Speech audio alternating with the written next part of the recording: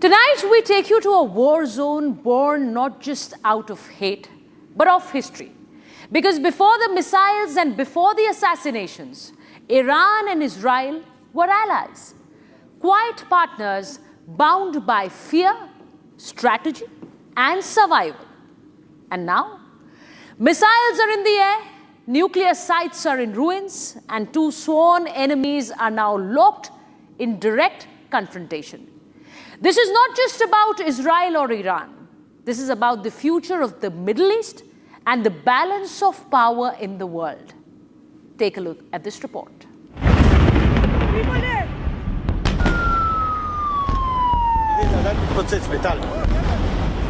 The skies above the Middle East are burning.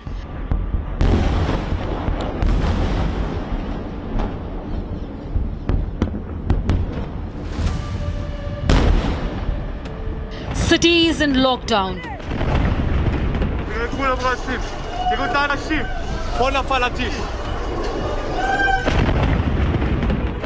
Missiles in flight.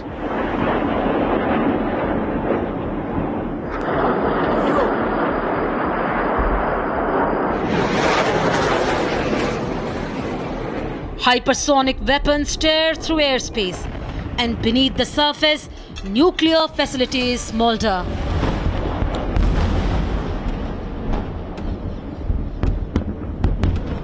This is not a proxy war. This is not a Cold War.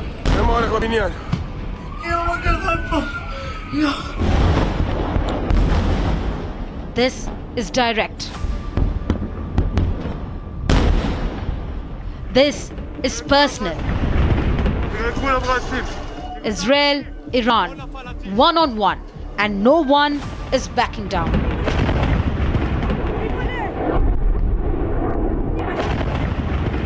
In the heart of the Middle East, two nations bound by ancient histories but divided by modern ambitions have clashed for decades. Iran and Israel, once unlikely allies, now sworn enemies.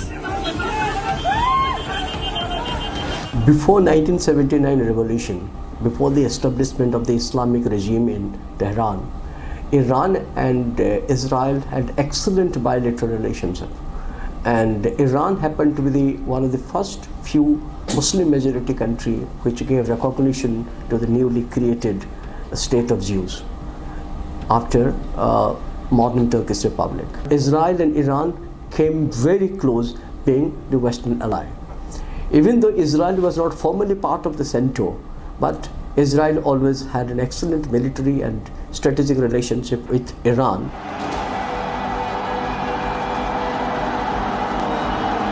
Under the Pahlavi dynasty, Iran recognized Israel in 1948, becoming the second Muslim majority nation to do so. In those early years, shared fears of Arab nationalism and Soviet influence forged a quiet alliance.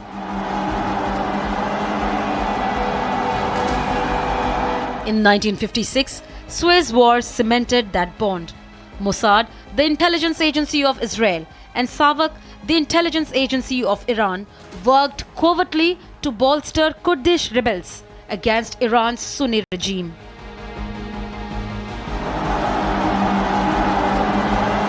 In 1973, as the Arab world launched an oil embargo against the West for backing Israel, Iran stepped in, fueling Europe and America. In 1977, the alliance peaked with Project Flower, a joint missile program. But in 1979, the Islamic Revolution changed everything. Ayatollah Khomeini's rise turned Iran into an Islamic republic. Israel became the enemy, and Palestine became Iran's cause. Post-revolution Iran, the entire policy changed primarily because of the ideological dimension of the revolution. Because the Iranian Islamic Revolution was essentially, fundamentally aimed at the Western imperialism, Western cultural influence. Creation of Israel was considered by the Ayatollahs or the Islamic leadership in Iran as something un-Islamic, and because it was against the interests of the Muslim, because this particular state was created in what they call the Islamic space. Decades later, the enmity now defines the Middle East. One narrow and coastal, the other sprawling and mountainous. One guarded by the Iron Dome, the other bristling with proxies and missiles.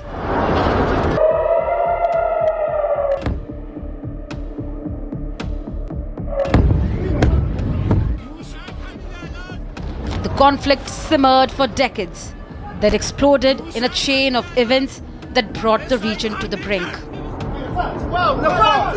In 2020 came the big breakout in the chain of events. A US drone backed by Israeli intelligence killed Iranian General Qasem Soleimani, head of the IRGC, the Islamic Revolutionary Guard Corps, the feared paramilitary force of Iran, and the key aide of Ayatollah Khamenei. The gloves were off.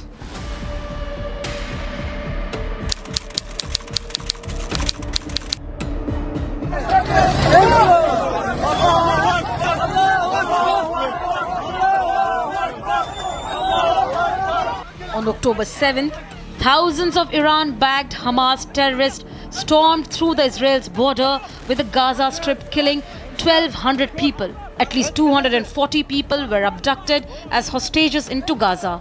This attack was conceived as revenge against the killing of Iranian General Qasem Soleimani.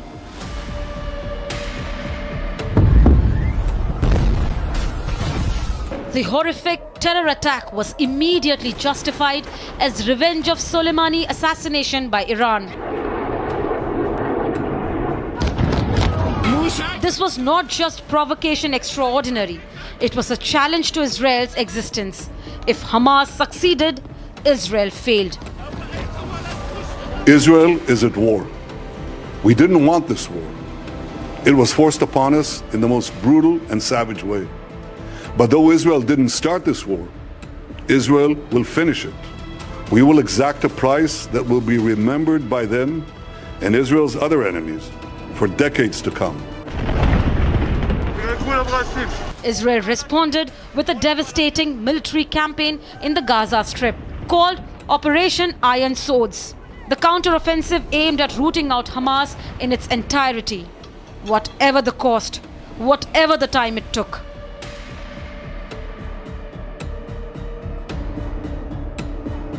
Since then, the Gaza War has claimed over 40,000 lives, including 18,000 children as per Hamas, even as over 100 Israeli hostages continue to remain in captivity of Hamas.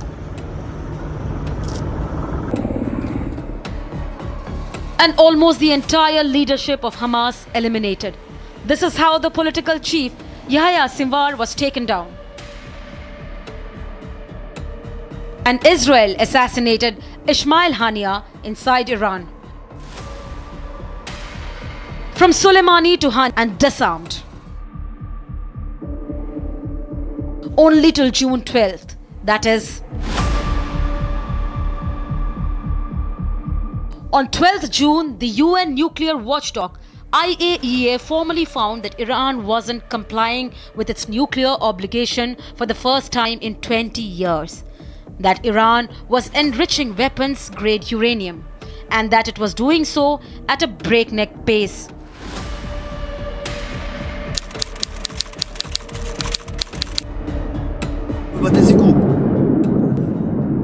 On the very next day, Israel launched Operation Rising Lion against Iran, a full-scale air campaign targeting Iran's nuclear site Natanz, Isfahan, Mashhad. Iran's nuclear sites, radar installations and missile silos were all bombed in quick succession.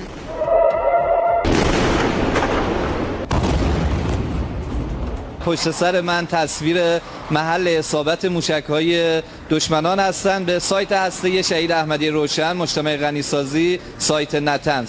با توجه به اینکه ما ساعت حدوداً 4:15 بود که صدای انفجار رو شنیدیم حرکت کردیم به سمت مسیر در واقع سایت هست. Moments ago, Israel launched Operation Rising Lion, a targeted military operation to roll back the Iranian threat to Israel's very survival. This operation will continue for as many days as it takes to remove this threat. For decades, the tyrants of Tehran have brazenly, openly called for Israel's destruction. They've backed up their genocidal rhetoric with a program to develop nuclear weapons. Iran has claimed that in the last 1 week, over Iran's 120 surface-to-surface missile launchers were destroyed.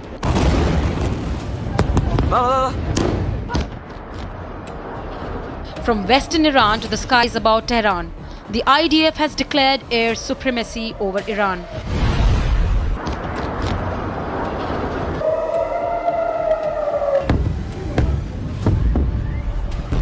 Over the past few months, intelligence has shown that Iran is closer than ever to obtaining a nuclear weapon.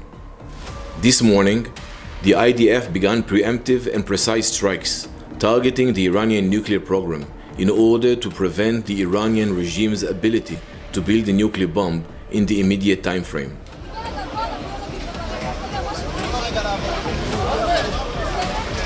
The damage is undeniable.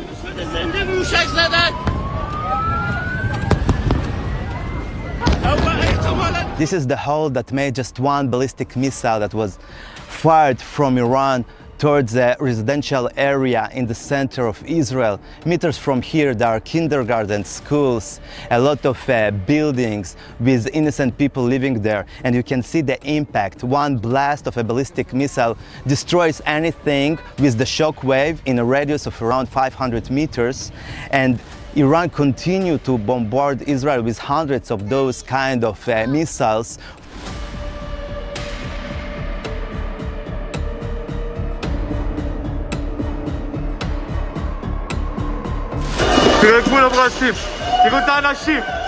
The US Embassy in Tel Aviv is hit. Global diplomats scramble. You can see behind me the American Embassy in Tel Aviv, and this is not damaged from the outside, at least from the shock wave of the ballistic missile that was fired from Iran, but still all the places next to the embassy suffering from a damage. Here usually people are doing the passport photos for the passport, leaving their stuff in those safes. This isn't just Iran versus Israel. It's a battlefield of alliances as global powers weigh in. Sometimes they have to fight it out, but we're going to see what happens. I think there's a good chance there'll be a deal. American president has been quiet and secretive and vague about what is called end game in this war. We're not looking for a ceasefire. I didn't say I was looking for a ceasefire. That was Emmanuel, nice guy, but he doesn't get it right too often. But we're not looking. We're looking for better than a ceasefire. There are series of threats and counter-threats being made by the world leaders as well as the actors directly involved. Great people, they know how to protect themselves. And when you say better, what? Oh, we'll come down so hard if they do anything to our people. We'll come down so hard, then the gloves are off so beautifully. Now, I think they know not to touch our troops. Khamenei in return is also openly threatening US against any military intervention. In a dramatic turn of events, President Trump said that his patience has run out. Meanwhile, Ayatollah Khamenei has declared that the country will never surrender.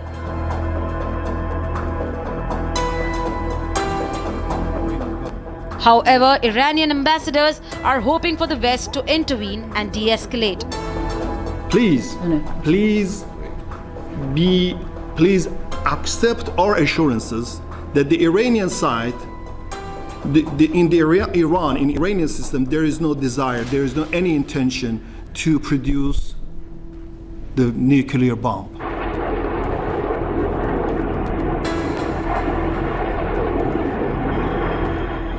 Iranians have upped the ante with the use of hypersonic missiles on Israel.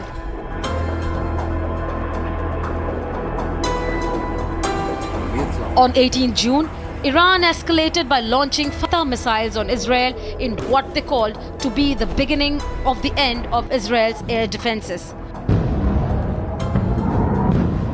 موشک‌های قدرتمند و مانورپذیر فتاح امشب با عبور از سپر دفاع موشکی پناهگاه بزدلان صهیونیست را بارها لرزاند و پیام اقتدار ایران را به همپیمان جنگ افروز تل‌آویو که در خیالات و توهمات پوچ است ارسال کرد.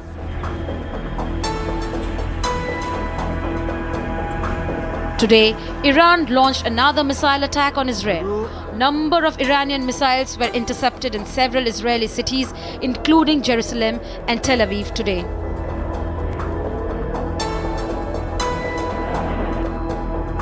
Reports claim that this ongoing week-long conflict has killed around 639 people in Iran and 24 in Israel. Tehran's streets are choked with fleeing families. Israelis are taking shelter in bunkers and the world holds its breath.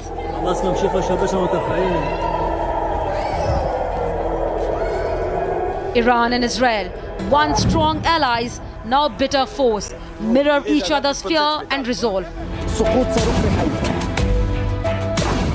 Can restraint prevail, or will this war redraw the map of the Middle East?